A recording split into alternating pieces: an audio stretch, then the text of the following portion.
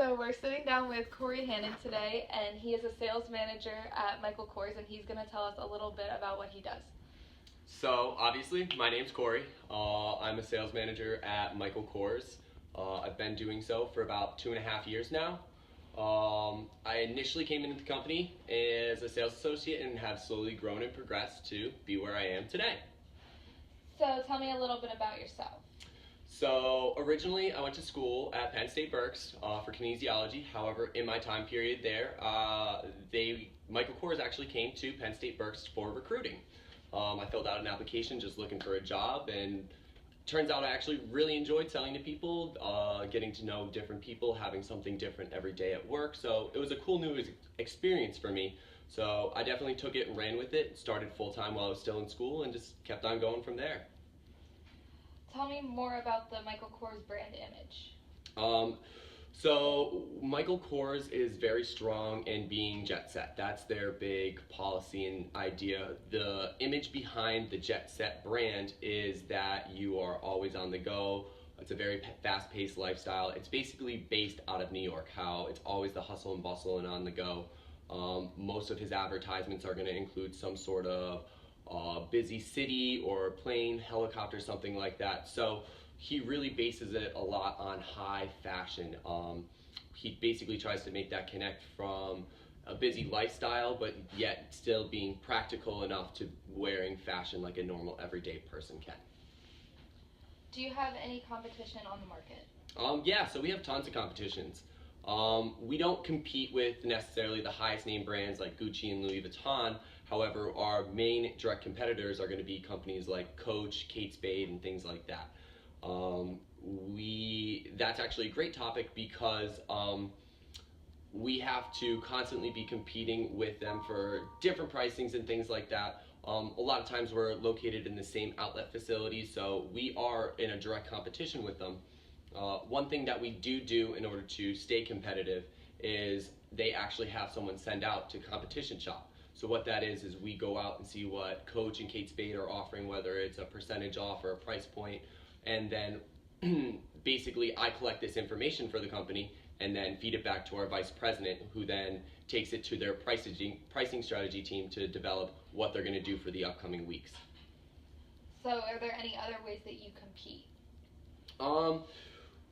We try to stay competitive by playing with pricing. So because we're an outlet center, we're allowed to play with our prices a little bit more than necessarily our retail does. Retail tries to stay full price because that's what we offer. However, at the outlet, people are looking for a discounted amount. So at the outlets, we have to constantly be paying attention to what our other competitors are offering, because if they're offering 50% off and we're offering 25%, no one's going to buy from us. Everybody's going to run over to our competitors. So there's a lot of different ways we play with it. Sometimes we try price points, sometimes we try percentages. It's just two different ways of offering prices to customers that they get to see. However, what we're starting to learn that our customers nowadays are going more towards percentages. So they want to see how much money they're saving necessarily than how much they're going to spend. So it's not about the dollar amount they're spending anymore, it's about how much they're saving at the outlets. Could you tell me more about being a manager at Michael Kors? Yeah, so at my Michael Kors store, I have about 30 employees underneath me. I am a sales supervisor. That's my technical title. How it goes from the bottom up is a sales associate to a sales supervisor. That's your first step into sales management. Then you have an assistant store manager, store manager, and then you have district manager, and then a regional manager, and then it goes up to a vice president and president after that. Could you tell me more about your company culture? Yeah, for sure. So our company culture has been growing over the past couple years. Initially, Michael Kors started with just a basic bag and just took it for his own style. He really grew his popularity once he hit Project Runway on TV, and that's when he really took a boom. So that was around in the 2000s when he really started to make an impact on the market, and he's been growing ever since then. All over the United States and all over the world, we're continuing to expand. Right now we're opening more men's stores. It's the first time that we're really doing that across the company. There's a lot of demo stores that we're trying new things with.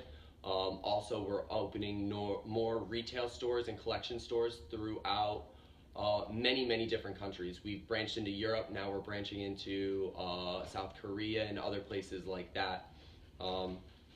Also, additionally, there's many different levels to Michael Kors too. Michael Kors is just the big picture name brand. However, you have anything from the highest level stepping right off the runway in his collection lines. Those are going to be thousands and thousands of dollars worth of stuff. Then you have studio, lifestyle, outlet, which is where I'm at, and then also cut-ups, which that would be like department stores. So there's lots of different pricing categories for Michael Kors, so there's always something out there for every single customer. So that's the one thing that we try to appeal to people. We want people to feel luxurious, but we want everyday people to be able to afford these luxuries. So that's something that we're constantly trying to battle. Staying a very high-end luxury brand and also being able to give it to everyday people. What difficulties have you encountered being a manager at Michael Kors? So there's many different difficulties you'll run into, anything from managing your own people to managing outside people. So most people think the difficulty comes in managing your customers. So helping the customers find the product they need, dealing with their issues and things like that. However, in reality, I feel like that's probably the easiest aspect of it. Dealing with a customer, you basically just have to find what accommodates them, and whatever you need to do to take those steps, you have to work to give them the best possible customer service, because that's, again, what we're providing at Michael Kors.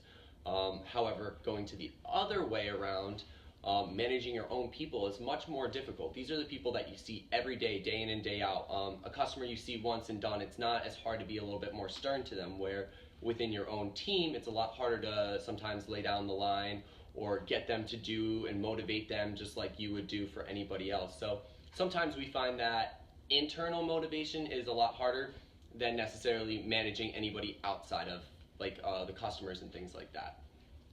And where do you see yourself in 10 years? In 10 years, there's a long time, honestly.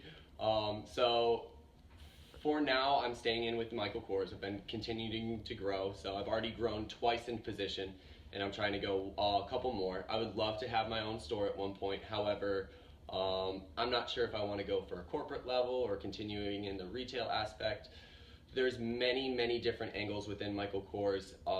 Realistically, maybe one day even breaking out of Michael Kors to sell something much bigger and better. Are there any pricing strategies with working at the outlets? Yeah, definitely. So at the outlets, we're actually finding this right now. So the outlets are a very difficult beast to handle because you want to offer the lowest possible price. However, once you offer that lowest possible price, you train your customers at that pricing level. So if you are offering 60% off your product continuously, and then all of a sudden you go back to 50 or 40% off, people don't want to buy anymore, and they won't. They'll wait for the 60 because that's what they have been trained to. So it's something that we're currently finding. It's very difficult to undo the massive sales after you do them. So imagine if you went out on Black Friday, you saw something that was 60 and 20% off. How do you combat that? You can't. So basically you have to go back to good selling strategies, using great product knowledge, and different pricing strategies. Again, maybe you offer a price point, sometimes percentages. What we're seeing more and more from companies is actually double percentages. So you want to offer someone 40 plus an additional 20%.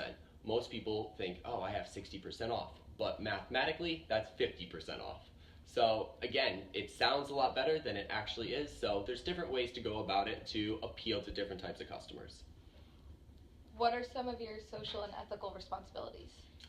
So social responsibilities, being a sales manager, my job is to make sure that my people in Michael Kors are taken care of, and also my customers. Everyone has to be satisfied in some way or another. They're spending a decent amount of money to buy these products, and they're definitely not just an easy thing to go drop $200 on a handbag, $200 on a watch. You have to definitely be committed into making that purchase and also confident. So that's my social aspect. As far as ethical, we have to be true to our prices. So sometimes if we mismark something, we have to honor that price. Or there's crazy times, things happen, and you have to step up to the plate and say, hey, I made an error, I'll correct it for you, I'll do everything I can in order to make it right for you, and you have the best possible time that you can at Michael Kors. Has Michael Kors ever had any setbacks? So we've had lots of setbacks over the past years. He actually went bankrupt once back in 2000. He's recovered, or before that, he's recovered from that and came back out. Basically redesigned his brand so that way he could come back out on the market again. We've also had problems with pricing strategies and things like that. So there's lots of setbacks that we've seen. It's just how you move forward after those setbacks that has really set himself apart from other brands. What are some changes that you see in the fashion industry, and what is Michael Kors doing to keep up with that? So we're going to talk big picture rather than fashion industry. We're going to talk about retail. The big thing that we're seeing right now, especially this year in retail, is e-commerce or online shopping has really started to make an impact. So we've been online shopping for years and years now, but now we're starting to see actual brands stop, like closing down and stopping selling in stores because it costs so much to keep a store running. You have to pay your employees, you have to pay your rent, you have to pay your lease, your electric, you have to pay to put all those products in that store. It's a lot of money to have a physical store for people to go to. It's much more easy to have a warehouse, put some stuff up online, and just sell it.